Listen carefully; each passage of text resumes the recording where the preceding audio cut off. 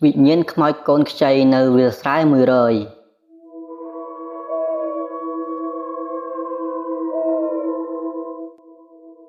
នៅឯភូមិដាច់ស្រយាលមួយឆ្ងាយពីទីប្រជុំជនមានវាលស្រែដ៏ធំល្វឹងល្វើយមួយដែលអ្នកភូមិហៅថាវាលស្រែ100វាមិនមែនមានន័យថាវាមានទំហំ100ហិកតាឬចំនួនស្រែ100ស្រែនោះទេគឺមកពីភាពធំធេងនិងភាពអាថ៌កំបាំងរបស់វាដែលធ្វើឲ្យអ្នកដំណើរនិងអ្នករស់នៅទីនោះមានអារម្មណ៍ថាដើរមិនងាយដល់ត្រើយដែលមានចម្ងាយរាប់រយគីឡូម៉ែត្រពេលថ្ងៃវាលស្រែនេះជាប្រភពនៃជីវិតនិងទីកន្លែងកម្សាន្ត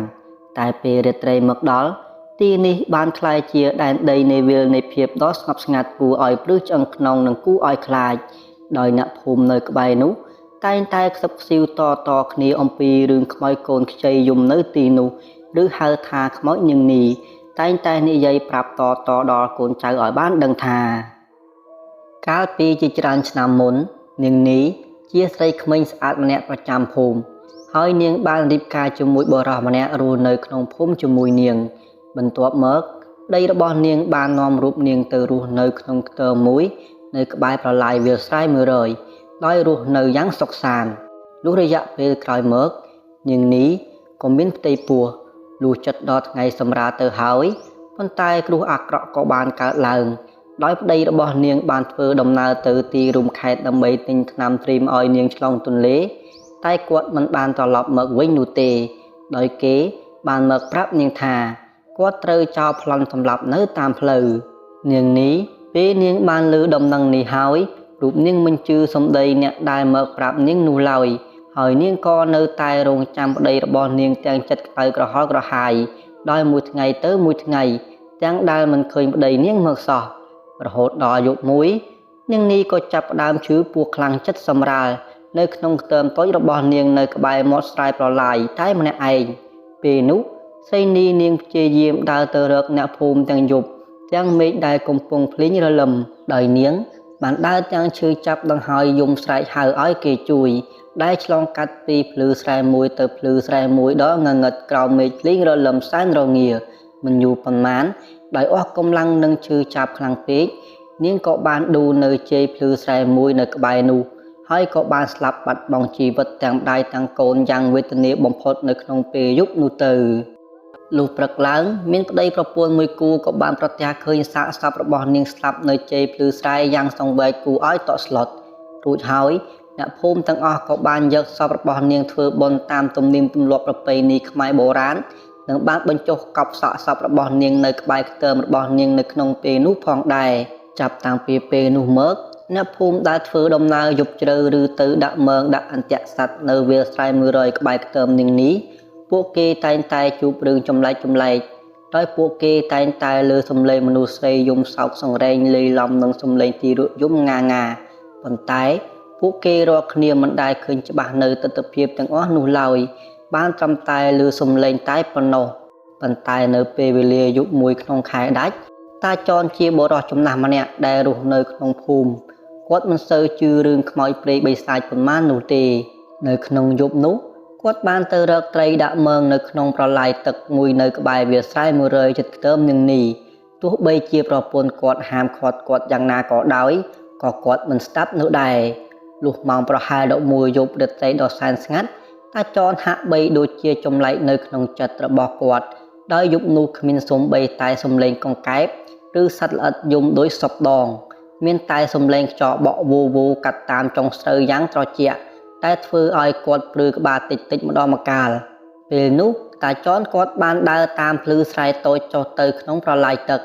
ពេលគាត់កំពុងតែលើកមើងស្រាប់តែគាត់បានឮសំឡេងកូនខ្ចីយំងាល្វើយនៅម្ខាងនៃប្រឡាយពេលនោះគាត់ដឹងច្បាស់ថានេះប្រហែលជាខ្មោចកូនខ្ចីយំដែលគេតែងតែឮនិងបាននិយាយពេញភូមិនោះហើយប៉ុន្តែរូបគាត់ក៏មិនសូវភ័យខ្លាចអ្វីនោះដែរហើយគាត់ក៏បន្តលើកមើងរបស់គាត់ជាធម្មតាដោយធ្វើមិនដឹងមិនលឺអ្វីទាំងអស់លុះបន្តិចក្រោយមកខ្មោចកូនខ្ចីយំរឹតតែខ្លាំងឮខ្ទើខ្ទាពេញវាលស្រែនោះប៉ុន្តែតាចននៅតែធ្វើមិនដឹងមិនលឺដដែលហើយគាត់ក៏ ក៏បានច្រៀងចម្រៀងលឺខ្លាំងប្រណាំងនឹងសំឡេងខ្មោចកូនខ្ចីយំនោះទៀតផងមួយសន្ទុះក្រោយមកដោយចម្រៀងរបស់តាចនលឺខ្លាំងជាងសំឡេងខ្មោចកូនខ្ចីនោះវាក៏បានបាត់យំដែលធ្វើឲ្យតាចននៅក្នុងចិត្តរបស់គាត់ញញឹមខែងរែងភ្លាមប៉ុន្តែភ្លាមនោះស្រាប់តែក្លិនផ្កាម្លិះក្រអូបឈ្ងុយឈ្ងប់បក់មកប៉ះច្រមុះគាត់វាជាក្លិនផ្កាម្លិះសាច់ក្រអូបខ្លាំងខុសធម្មតាពេលនោះក្នុងចិត្តតាចនគាត់ចាប់ផ្ដើមសង្ស័យគាត់បានពន្លឺពិលជុំវិញក្បែរនោះដើម្បីរកដើមផ្កាម្លិះប៉ុន្តែគាត់រកមិនឃើញនោះទេរួចហើយគាត់ក៏បន្តលើកមងរបស់គាត់ទៀតលុះគាត់លើកចិត្តផុតមងរបស់គាត់ពេលនោះគាត់បានឮសំឡេងមនុស្សស្រីហើរល្វើយពីខាងក្រោយខ្នងដោយសំឡេងមនុស្សស្រីនោះយ៉ាងស្រទន់បន្ទាប់មកតាចនក៏បានឈប់ហើយបានពន្លឺភ្លើងពើទៅទិសដៅនៃសំឡេងពេលនោះតាចនគាត់ចាប់ផ្ដើមបែកញើសសស្រាក់ជោគថ្ងាសញ័រមាត់ទៅត្រើតខ្លួនប្រាញញ័រញាក់សັບកាយាព្រោះអីគាត់បានឃើញខ្មោចនាងនី3កូនរបស់នាងសម្លឹងមករកគាត់ដោយកែវភ្នែកឡើងក្រហមឆ្អិនឆ្អៅ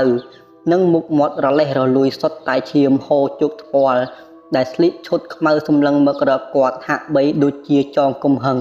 មិនតែប៉ុណ្ណោះរូបនាងបានសង្កាំងរីកមាឌកាន់តែធំបន្តិចម្ដងនិងហោះមករកតាចនដោយសន្សំតិចផងដែរតាចនឃើញដូច្នោះរូបគាត់រត់តែភ័យនិងបានស្ទុះរត់ចេញពីទីនោះសំដៅត្រឡប់មកភូមិវិញរីឯខ្មោចនាងនេះក៏នៅតែ3កូនហោះដេញកិតពីខាងក្រោយខ្នងតាចនដូចគ្នាពេលនោះតាចនគាត់បានរត់ពីស្រែមួយទៅស្រែមួយឲ្យស្រែកថាជួយផងមិនបានប៉ុន្មាន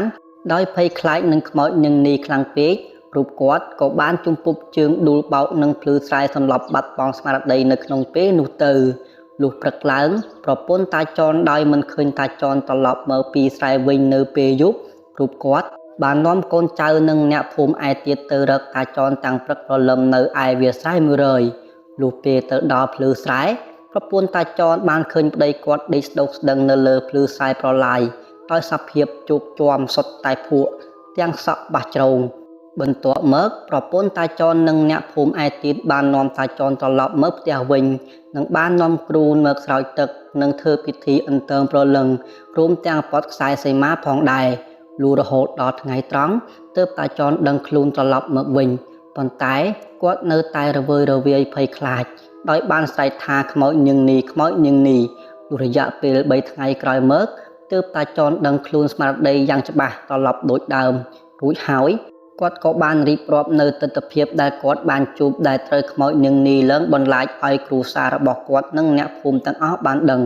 ហើយតាំងពីពេលនោះមកអ្នកភូមិនៅក្បែរវាលស្រែ100ទាំងអស់មិនស្ទើរហ៊ាននៅយប់ប្រលប់នៅវាលស្រែ100នោះឡើយចាប់តាំងពីពេលនោះមក